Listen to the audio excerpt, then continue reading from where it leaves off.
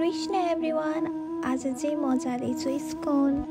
त्यहाँ पुग्नलाई चाहिँ मेरो घरबाट लगभग 1 घण्टा 20 मिनट जति लाग्छ। म चाहिँ यताबाट झामसिल बस टर्मिनल गेट नम्बर 21 3006 बस चढेर जान्छु। अहिले चाहिँ मेरो कामहरू नभएको कारणले म स्याटरडे सन्डे प्राय गइरहेको हुन्छु। म चाहिँ प्राय इन्डोङ्ग्यू 40 देबाङ अपार्टमेन्टबाट गइरहेको हुन्छु। हजुरहरूको ठाउँबाट पनि जान सक्नुहुन्छ यो बाटोबाट। लगभग 15 मिनट हिँडाएपछि म मन्दिर पुगेँ। म चाहिँ अलि छिटो पुगेको थिएँ, त्यही भएर धेरै मान्छेहरू हुनु नथियो। भित्र मन्दिरको डेकोरेसनहरू एकदमै राम्रो छ। अनि हजुरहरूलाई भगवत गीता जपमालाहरू चाहिए पनि हजुरहरूले यहाँबाट लिन सक्नुहुन्छ। म त्यहाँ पुग्दा माताजीले तुलसीमा पानी हालिरहनु भएको थियो। त्यसको केही बेरपछि हाम्रो भजन कीर्तन सुरु भयो।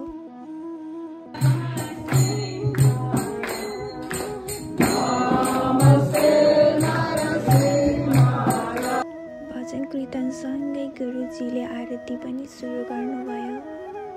आरती सकेपछि भगवत गीताको केही च्याप्टरहरू पढाउनु भयो। आफ्नो मनमा लागेको केही गुनासोहरू भगवानलाई पोखे। त्यसपछि प्रसादम खाएर म घरतिर लागेँ। हजुरहरू पनि कुनै दिन फ्री हुनुहुन्छ भने मन्दिर जानुहोस्। Thank you for watching my video.